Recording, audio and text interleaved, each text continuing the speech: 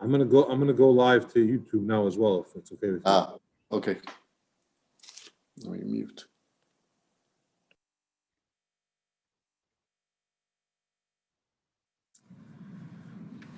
Welcome. Tonight's class is probably one of my favorite topics. It's a very fundamental topic in Chassidus, and also has tremendous, I think, messages and lessons to how to deal with life and how to deal with failures in life. But let's first begin with a joke. And if you get the joke, if you're on YouTube, give me a thumbs up. If you don't, put a question mark and I'll try to explain it. But they tell the joke, and this actually comes from the F.R.E.E, I believe, who said the following joke, that a Breslov Chassid and a Chabad Chassid were standing in line in the heavenly court after 120 years. And as they were ready to be judged, the Breslover Chassid goes first, and things are not looking so great for him. So he starts to call out, and he says, Rebbe, you got to help me, Rebbe. You promised that anyone that goes to pray in Uman and Rosh Hashanah, I will pull them out of purgatory by their payas, by their sidelocks. And here I am, you got to help me. And he barely finishes his plea, and a hand comes out from somewhere in heaven and pulls him into Gan Eden, into paradise, and that becomes where he ends up. Anyway, it's the Chabad guy's turn, and he comes up and he's starting to be judged. And he's all concerned and worried, and he says, Rebbe, Rateve, Rebbe, save me. He just finishes the word, save me, and a hand comes out with $1. And the Rebbe says, here's $1, you're my personal emissary in purgatory. You're my personal emissary to help those that are there. So I actually have with me here $1 in one of my pockets that I carry with me. It's $1 of the Rebbe. And as we know, the Rebbe would give people dollars to give to charity. But the concept is, this is actually $1 I got as a present from my grandfather, blessed memory, on the 13th of Tammuz, 1982. That's when he received it. But the concept is that the Rebbe is making each of us an emissary to do good in any situation that we may be in. It may not be ideal, it may not be the first choice and what we want. However, it is the goal that we do something there, we impact something. But let's talk today about a Jewish heroine named Dina. Dina was Yakov's daughter, and in this week's parsha, we learn about the tragic story, how Dina was abducted and raped, violated by Shechem. A little background. Yakov was traveling back to Israel after 20 years of living in Haran with his father-in-law, who he worked for, who cheated him and lied to him and constantly changed the terms on him. He had a very difficult time. And finally, with a large family, he's making his way back to Israel. And he settles temporarily in a place called Shechem, right outside Shechem. And in Shechem, his daughter Dina went out to meet some friends in a new place, want to make some friends. So she goes out. You know, she grew up in a house full of brothers. She's the one sister. So she goes out to meet some girlfriends. And as she goes out, she gets abducted by a man by the name of Shechem. Shechem is the son of Hamor, who was the mayor of the city. His son abducted her and he violated her, then he tried to propose marriage to her, and without getting into the whole story of how it ended, but Dina's brothers came and really destroyed the city and took her back. But there's a very interesting question here. When Torah describes who Leah was, Torah says, Dina, the daughter of Leah, who bore her to Yakov. stressing that Yaakov is her father. Now, it's a strange concept. Why do you need to push and tell us that her father was Yaakov? Now, Yaakov had several wives, Rachel, Leah, Bilhah, and Zilpah. Why? But so you have to just explain that who is Dina? She's Leah's daughter. But there's only one father. It's Yaakov. Why the necessity to say that? Why do you have to mix Yaakov into this tragic story, into this sad episode of Yaakov, of Dina being abducted? Now, the Medrash tells us a strange explanation. The Medrash tells us that the reason why Yaakov's name is mentioned here is because Yaakov is punished. You see, when they went to meet Eisav, Yaakov said, I don't want Dina to see him. Or more accurately, I don't want Eisav to see Dina. What happened was, as they came into Israel, they were going to encounter Eisav. And it was a very dramatic meeting. Eisav was poised to attack Yaakov. He planned to come with 400 men and really destroy him and his whole family. And through you could look at an earlier class today on YouTube called Worldly Matters, we talk about this. But the concept here is that Yaakov went and appeased him and went to greet him, and they bowed to him and so on. But they lined up the entire family in a very specific way to greet him and to address him. But Yaakov put Dina in a box. The reason why he hid her is because he didn't want Eisav to find her. And Eisav will see her and say, hey, I want to marry this girl. So why is he punished? Trying to avoid Eisav marrying his daughter. And the Medrash tells us because maybe if Eisav would marry Dina, Dina would change him. Dina would get him to improve his ways, to stop behaving like the Eisav that we know about, stop murdering, stealing, cheating, and so on. And because Yaakov kept Dina away from Eisav, he took away this opportunity that perhaps, maybe, she would be very influential in improving his life. And you don't have to be a genius to ask the question of 1 second.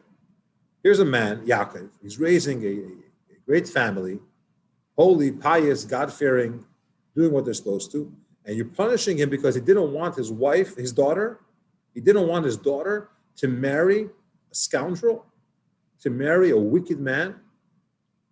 Why? Because maybe she could engage him to become a better person. Since when is that a method? What, you should give your daughter as a wife to a bad person because maybe she could improve his ways? And if you don't, you get punished? What's it all about? And besides, who said that Dina would be successful in changing this man? Here's a guy who at the age of 15, he killed Nimrod. Nimrod was the king of the whole civilized world at that time. He was the ruler, okay? He's the one that threw Avram in a fiery furnace. Eisav killed him because he wanted his clothing, which was special clothing. It was garments that came from Adam, from the Garden of Eden, and so on. But he shot him, killed him dead. Okay? That's the person. Maybe he'll be able to change him. The Gemara tells us a story, the Mishnah, about Rabbi Yochanan ben Zakkai, who his greatest student was Rabbi Eliezer ben Arach, and he once went to a city full of sinners, and he was influenced by them. Our sages give us the example that there's a mitzvah in the Torah, the very first mitzvah actually the Jewish people got, was still in Egypt, HaChodesh Hazel Lochem. This is the month for you, which is the concept of counting the months, getting ready for Pesach, and so on. He misinterpreted that, changing a few letters around, is HaCheresh Chaya B'libam, which is a dramatic and a fundamental change of the wording. How did he come about this? Because he moved to a place of bad people. So we have this counter argument that when a person is in a bad place or with bad company, you run the risk of being influenced. So you're going to punish Yaakov for trying to hide Dina so that she shouldn't marry Eisav. Why? Because maybe if she would change him. Maybe she wouldn't. And why do you expect any father to put their daughter through such a potential situation? And there are different explanations. The Balei Musar, which is not exactly Chassidus, they talk about this, and they say that Yaakov didn't really want Eisav to be doing tshuva. He didn't really want Eisav to be at this stage of the birth of the Jewish people. He didn't want Eisav involved there. He didn't feel that Eisav was good enough for that, and so on. There's other types of explanations, but he was punished because it's not that he was not willing to risk Dina. He really didn't want Eisav to turn around and be part of the Jewish people. But as you can imagine, this medrash requires a lot of explanation. It's hard to grasp really what's going on here. And I want to share with you what I think is a very powerful explanation from the Rebbe. It's published in the Kutei Sichos in volume 30. The story here is not Dina. It's Dina's mother, Leah. Okay, let's go a little background. Leah and Rachel are sisters. Leah is older, Rachel is younger. Torah tells us that Rachel was very pretty. She looked good. She was a very pretty girl. Her sister Leah, on the other hand, had, we'll call it, swollen eyes. Rachel was very pretty, says the Torah, and Leah had swollen eyes. Now, what's this idea? Since when does Torah give descriptions about the looks of women, number one? Number two, since when does Torah speak negatively about somebody? Even when it comes to a non-kosher animal, and there are different ways to say non-kosher. You could say impure, you could say vilified, tamei. Torah uses a term, animals that are not tahor. In other words, this animal is not kosher. Instead of saying this animal is treif or tamei. And the reason why is because Torah doesn't want to speak negatively. There's no point. This is a creation. This is an animal. And just because it's not fit for consumption doesn't mean that it should be ridiculed or embarrassed by Torah telling us how that it's not kosher. So we use a cleaner term, a more polite expression to describe this. So you have a animal that Torah is sensitive about when talking about its shortcomings. And here, when it comes to Leah, every child that's learning the parsha knows Leah had swollen eyes. Rachel was pretty. That's not nice. Why do that? So the Gemara in Baba Basra, page 123, tells us Kof Chav Gimel, that it's not actually an embarrassment or a negative thing about Leah that her eyes were swollen. It's a positive thing. Why is it positive? You see, Rivka, Rivka, Yaakov's mother, had two sons, Yakov and Eisav. They were twins. Eisav was older, Yakov was younger. Eisav was bad, Yakov was good. Her brother Lavan had two daughters. He lived far away, and his two daughters were, Leah was the older one, and Rachel was the younger one. And people said that these two cousins are going to marry each other. The older son of Rivka is going to marry the older daughter of Lavan, which means that Leah is going to marry Eisav, and the younger daughter of Rivka, which is Yakov, is going to marry the younger one, Rachel.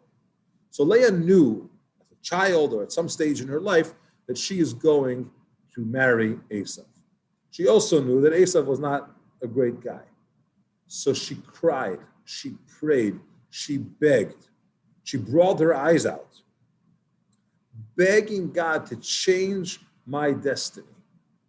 Change this concept. Just because I'm older, therefore I have to marry the older one, but he's not a good person. I don't want to marry him. He's wicked. She cried and begged and really, really did what she could to change it. And as we know, it was changed. And it wasn't simple. If you follow the story of Yaakov marrying Rachel, he wanted to marry Rachel, and through a chain of events of Lavan fooling Yaakov at night and signs being given. And so a whole dramatic occurrence, Leah, her prayer gets answered and she ends up marrying Yakov. Yakov marries two sisters, which is an explanation on its own, but her prayer was answered. So Leah had a problem. She had a challenge. She had a very difficult situation to deal with, but she dealt with it. Her method was through prayer, through real prayer. Now, when Torah says her eyes were swollen, Torah is teaching you something. You know why her eyes were swollen? Because she prayed. She cried. She changed what was in the cards for her, which is the idea that we're not meant to be perfect. We're not created to have everything go exactly the way it should. We're created with shortcomings. We're created with certain things that need to be improved, and it's our job to correct them. It's our job to make them better. That's what life's about. That's what we're here to do. And Leah embodies that concept. So it's not a negative, hey, Leah was not pretty. It's not about pretty versus non-pretty. It's about she was able to change the reality. Okay. Now let's go a little bit further and let's talk about Leah's children. What do we know about Leah's sons? Okay. Rachel, her son Yosef, was a very handsome guy, physically and spiritually. Physically, we know a lot about him. Potiphar's wife really wanted him. She tried very hard to seduce him. He ended up in jail for not giving in to her. Later in Egypt, it says that women, girls, were like cutting oranges or like peeling fruits while they were looking at him, and they cut their fingers because they didn't even notice that they're cutting themselves. They didn't feel the pain because they were completely mesmerized by this man's looks. And spiritually also, Rachel, Yosef was very special. He was beautiful in and out. He managed to be the sole Jew in Egypt. He got married and raised a family, but he did not have the community support, the family support that would help him remain true to his heritage and remain true to Torah values. And yet he stuck it out. He was very pretty inside and out. And in Binyamin as well. Binyamin, it says, the only reason why he passed away is because of the sin of the tree of knowledge. He did nothing wrong. It's just because life is not eternal in this world. That's why he passed away. You're talking about perfect people. Rachel was pretty, which represents she did what she had to, and she had a life that was spiritually and physically good. And she had some problems in her life, and she passed away young, unfortunately, but spiritually she was complete. And her sons were also that way. Her two sons. Leah, on the other hand, was destined to marry Eisav. She was not perfect. She was constantly correcting, fixing, improving, begging Hashem to change it. Her sons, let's go through them. What do we know about Ruvain? Without explaining the mystical side of it, Ruvain had an anger issue. Okay? He was quick in his decisions. He switched the bed, right? From Bilhah's bed to Leah's bed after his mother passed away. After Rachel passed away. And he wanted that Leah should be the main wife. He meddled in an area he shouldn't have. Shimon and Leah, Yakov admonishes them because they went and killed the city of Shechem. He says, what kind of business is this? Since when are we murderers? You're stealing your uncle Eisav's methods, right? We don't do these things in our family. Right? They had some areas that needed improvement. Okay, Yehuda, we know that the story of Yehuda and Tamar. Okay, so you have this concept that Leah's children aren't exactly so perfect. But at the same time, they were the ones that did teshuvah first. They brought the concept of returning to Hashem, of improving our ways, of changing ourselves. That comes from Leah's children. They're all about fixing the past. They wake up in the morning and they say, I have a stain. Something is wrong with me. I feel bad about yesterday, but I'm going to change it. I'm going to try to improve it. Okay?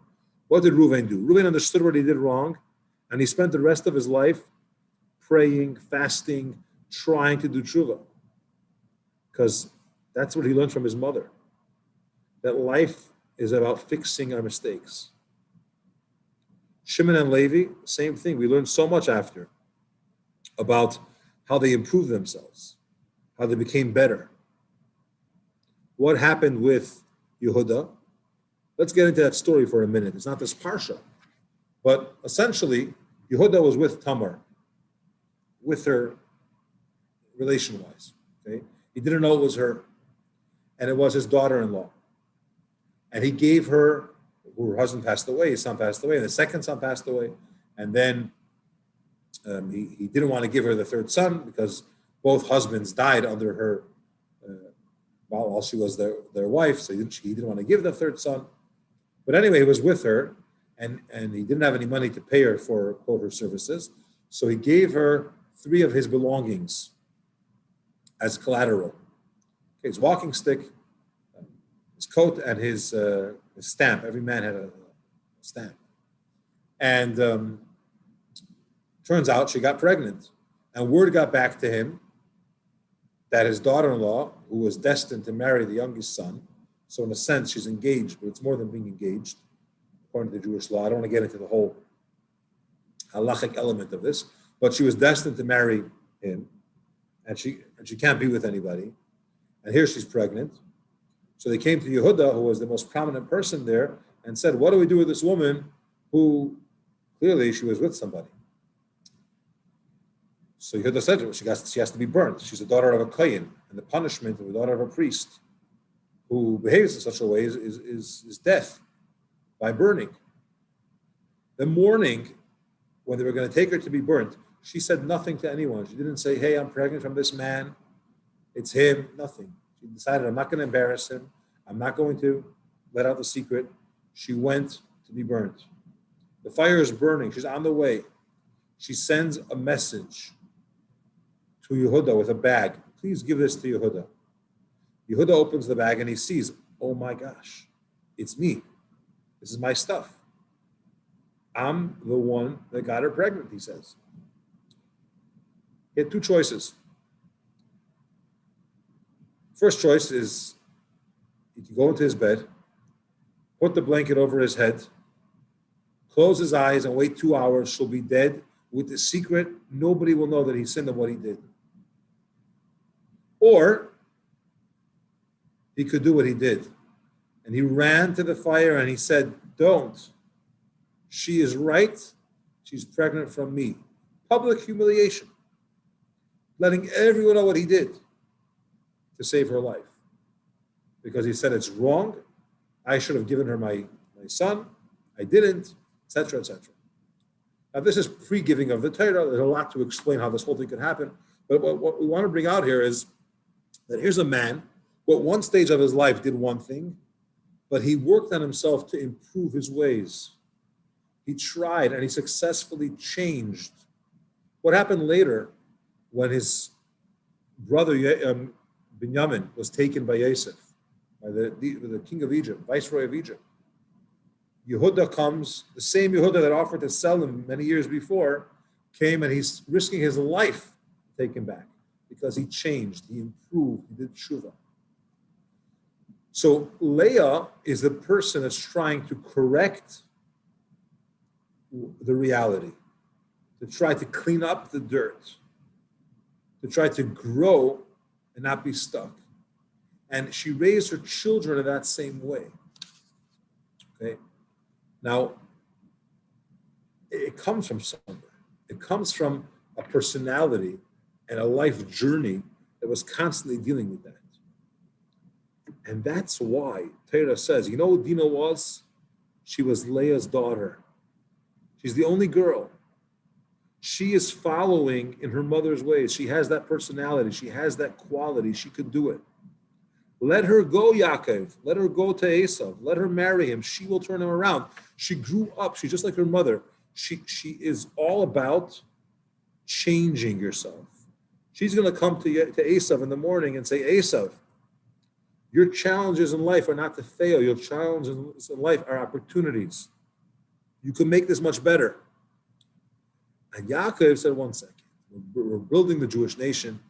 We need perfection. We need wholesomeness. We need holy spirituality. We can't have any of this type of dirt. He didn't say that, but that's the explanation of where he's coming from. That's why Yaakov loved Rachel more than Leah, because Leah represented imperfection. Rachel was the tzaddikus. She was complete. She was destined to marry Yaakov by birth. She was pretty in and out. That's the whole thing. And this explains why at the very end of his life, Yaakov says, I want to be buried in the cave of a Machpelah in Hebron, where Adam and Eve are buried, where Avram and Sarah are buried, where Yitzchak and Rivka are buried, and where I buried Leah. What's going on? Rachel is your beloved wife. Leah names her children, representing connection and discussing her fate, that finally her husband's going to like her. God heard her prayers and so on and so forth. God saw her pain. Why? Because she suffered that Yaakov doesn't like her. Rachel is the beloved one. So now you're dead. Sorry for the term. You passed away. Now you want to be buried with Leah? Go to Beis Lechem, where Rachel is buried, and you could be buried there. Why do you insist on be buried next to Leah? And the answer is that Yaakov realized after his entire life, and he got 1 second, there is a greatness, a quality, a tremendous advantage to Leah's way. Because Leah is all about improvement. Leah is all about cultivation. And in order to properly build the Jewish nation, in order to properly go through life, you have to have that quality. You have to understand that value, that we need to change ourselves. We need to clean our stains. We have to go up and make progress. We weren't created perfect and whole and complete. So we say in the Kiddush, Asher bara lekim lasais. Hashem created to do. He created a world with room to do stuff. We need to make that world better. We need to make our own lives better. And that's why Leah, what did she bring to Am Yisrael? What did she bring to the Jewish nation? Think about it. She brought, where does Moshe and Aaron come from? Where do the Kohanim and the Leviim come from? They come from Shimon. They come from Levi, right? Where does royalty come from? Where do the kings come from? Where does Mashiach come from? From Yehuda. Where does Torah come from? In other words, among the tribes, who's the one that's described as learning Torah? The descendants of Yisachar. It's all from Leah. And she gave half of the tribes, are her children. Why? Because she embodied this way of living. She taught, lived, and by example taught that things are not going to go your way. You'll have to pray, beg, work, do what you can to change them. This Shabbos is the 19th of Kislev, which is the day of liberation of the first Chabad Rebbe in 1772. In the late 1700s, he was released from prison in St. Petersburg, Russia, Tsarist prison. He was put in prison by opponents to the teachings of Hasidus for spreading Hasidus. But spiritually, we see this, and our Rabbi teach us that this is the concept of, in heaven, there was a decree against this level of secrets of the Torah. Based in Kabbalah, Hasidus is really the inner dimension of Torah. It's mysticism. And the Alter Rebbe is taking these teachings and giving it to anybody and really making it available. And there was a heavenly decree against that. And he ended up being imprisoned. So getting out of jail expressed the triumph over that decree. That now we could spread Hasidus. Now it could be taught, even though it's the secrets of the Torah. We could have that inspiration. Now the main book of Hasidus is the Tanya. Hasidim relate that when the Alter Rebbe wrote the Tanya, he wanted to give it for haskama, for approbations or for words, acknowledgments, before he publishes it. And one of the people that he sent it to was Rabbi Levi Yitzchak of Berditchev. Rabbi Levi Yitzchak got the book. He said, wow, the author managed to put such a great God in such a small book. What kind of expression is that? If it was a big book, you could put God in it. It's not about size. God is godly. Hasidim explained that what Rabbi Levi Yitzchak of Berditchev is really implying here, he's saying that Alter Rebbe is showing us how to bring God into the small book, which means into the small areas of your life, in the areas that are painful, in the areas that are dark, in the areas that are less than desirable. We're able to take that spirituality, that godliness, that inspiration, and bring it in. That's what he means. And this is what Yitzchak Kislev represents, which is this Shabbos. It's the idea that we have a connection to Chassidus, which helps us find the godliness in every area of our lives, helps us live it, find it, and bring it out.